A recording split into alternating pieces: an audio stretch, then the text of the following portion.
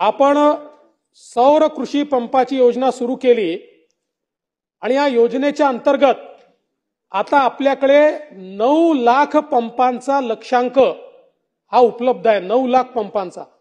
आणि म्हणूनच माननीय वित्तमंत्र्यांनी मागेल त्याला सौर कृषी पंपाची घोषणा केली आहे. आणि मला एक गोष्ट सांगितली पाहिजे की आपण मागच्या वर्षी म्हणजे आता जो वर्ष संपलं 23-24 मार्च पर्यंत 1,12,000 पेड पेंडिंग लोकांना कनेक्शन दिले आहे. हा आजपर्यंतचा रेकॉर्ड आहे. एका वर्षामध्ये 1,12,000 आणि आता पेड पेंडिंग मध्ये फक्त 30,821 एवढी डिमांड आपल्याकडे बाकी आहे, जी सगळी आपण सौर कृषी पंपातनं पूर्ण करतो. कारण आपल्याकडे 9 लाख सौर कृषी पंपाचं आता लक्ष्यांक उपलब्ध आहे. सौर कृषी पंपामध्ये देखील केंद्र सरकार 30% आपल्याला देत आहे आणि नियमाने 30% आपले होते आणि 40% ग्राहकाचे होते.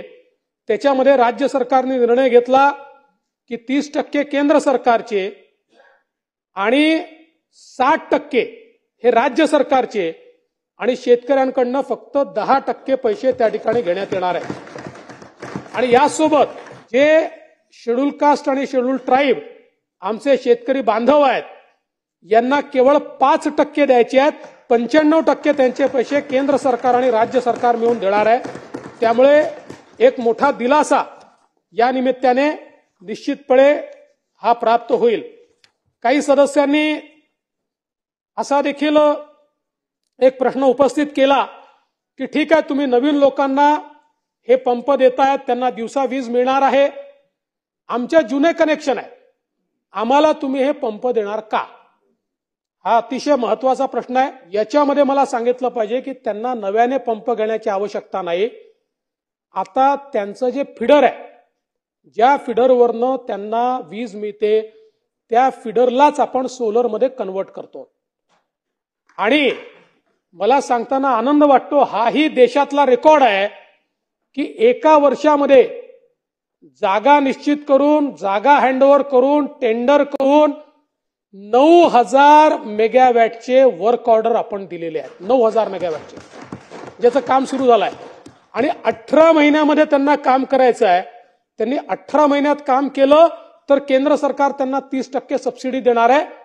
त्यामुळे 18 महिन्यामध्ये 9,000 मेगावॅटचे आपले जे कृषी फीडर आहेत हे सोलरवर जाणार आहेत.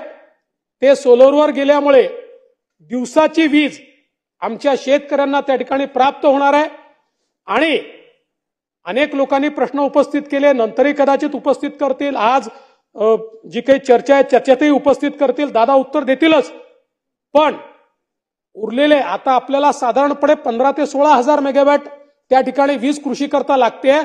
उरलेल्या 6,000 मेगावॅटचं देखील पुढच्या 3 महिन्यात आम्ही नियोजन केलेलं आहे. आणि याचा फायदा काय? एकीकडे शेतकऱ्याला पंप न बदलता दिवसा त्याला ती वीज मिळणार आहे. आज शेतकऱ्याला जी आपण वीज देतो ती आपल्याला 7 रुपयाची पडते आणि शेतकऱ्याचा दर ₹1.25 ते ₹1.50 आहे. त्यामुळे जवळजवळ 5.5 रुपयाची सबसिडी काही थेट आणि काही क्रॉस सबसिडी आपल्याला द्यावी लागते.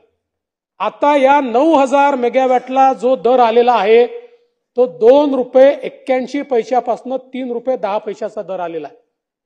त्यामुळे आपण जर विचार केला तर 7 रुपयाची आपली वीज थेट जर 3 रुपयापर्यंत आली, ऍव्हरेज जरी विचार केला तरी युनिट मागे 4 रुपये आपले वाचणार आहेत. आणि म्हणून काही लोकांनी टीव्हीवर मी बघितलं, त्यांनी म्हटलं की तुम्ही आता निवडणूक आहे म्हणून शेतकऱ्याला मोफत विजेची घोषणा केली, त्यानंतर तुम्ही ते बंद करून टाकाल वगैरे.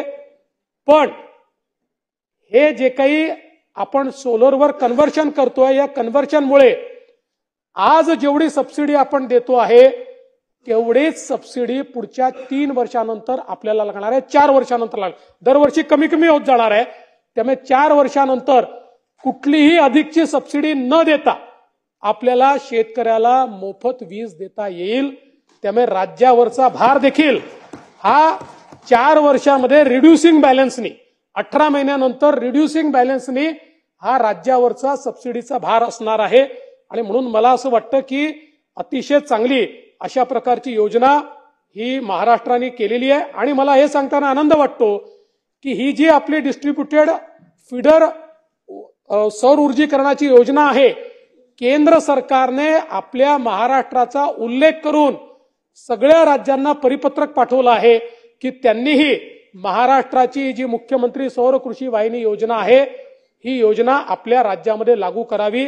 त्यामुळे याचा एक मोठा फायदा जो आहे हा फायदा निश्चितपणे आपल्याला होणार आहे. आणि म्हणून मी एवढंच सांगू इच्छितो की शेतकऱ्याचा विचार करून एक अतिशय चांगली योजना ही राज्य सरकारच्या वतीनं मांडली आहे. या संदर्भात आपले काही सूचना असतील तर जरूर त्या सूचनांचं स्वागत आहे. आपल्याला सांगायचं की ज्यांना ऑनलाईन करायचंय ना, तर त्यामध्ये जरा अडथळे बरेच आहेत. आणि त्याच्यानंतर ज्या एजन्सीज आपण नेमलेल्या आहेत, ज्या कंपनीजला नेमलेल्या आहेत, त्या कंपनींचं आज जर आपण गती बघितली, तुम्ही सांगितलं 19,000 काहीतरी मेगावॅट सांगितलं की एवढे मेगावॅट झालेत, पण मी सहज एक जालन्याचा आढावा घेतला तर 20%च काम झालेलं आहे. म्हणजे जे काही काम आहे त्याला गती खूप देता येऊ शकेल, एवढंच फक्त लक्षात आणून द्यायचं. आता हा ऑनलाईनचा प्रश्न जो येत होता तो प्रधानमंत्री सूर्यघर योजनेमध्ये येत होता. याच्यामध्ये अडचण नव्हती. याच्यामध्ये तर आपण ऑनलाईन प्रक्रिया अशी राबवली आणि आपल्याला माहिती आहे, आपण घोषित केलं होतं की आवश्यकता पडली तर शेतकऱ्याची जमीन आम्ही किरायाने घेण्याला तयार आहोत. 1 लाख रुपये हेक्टरी आम्ही द्यायला तयार आहोत. पण मला सांगताना आनंद वाटतो की या सगळ्या याच्याकरता जवळजवळ 95% सरकारी जमीनच मिळाली. त्या फिडरच्या बाजूबाजूला सरकारी जमीनच मिळाली. त्यामुळे सगळ्यात मोठा यातला अडथळा हा जमिनीचा होता. जमीन जोपर्यंत हँडओव्हर होत नाही, बाकी तर काय त्यांना वेंडरकडनं विकत घ्यायचं आणि त्या ठिकाणी लावायचं आहे. आज फॉर्च्युनेटली सगळी जमीन हँडओव्हर झालेली आहे. त्यामुळे याच्यामध्ये आता त्या ठिकाणी तो काही प्रश्न नाहीये. आणि त्यांच्यावर 18 महिन्यात करण्याचं बंधन याकरता आहे की 18 महिन्यात त्यांनी केलं तरच त्यांना 30% सबसिडी मिळणार आहे. त्यांचा इन्सेंटिव्ह तो आहे की त्या कंपनीला 30% सबसिडी केंद्र सरकार देणार आहे. त्यामुळे ते 18 महिन्यात पूर्ण करतील.